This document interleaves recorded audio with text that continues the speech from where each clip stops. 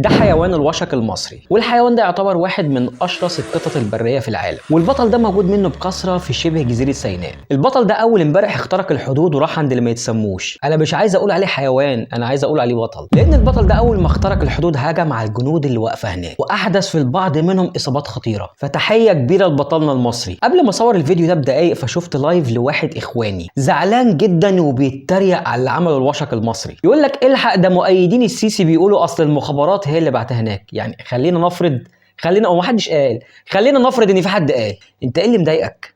ايه اللي مزعلك؟ المفروض دي حاجه تزعلك ولا حاجه تفرحك؟ ومتضايق قوي على اللي عمله الوشق المصري، ومتضايق قوي على الناس بتقول كده. يا عم ما نقول احنا ناس فرحانه على اللي حصل، ما نقول اللي احنا عايزينه. انت ايه اللي مضايقك؟ بس ده طبيعي عندهم يعني ان هم يزعلوا عشانهم، لانه معروف ان الاخوان خدم الكيان. طب والله العظيم الجمله حلوه، الاخوان خدم الكيان تنفع هاشتاج 100 100.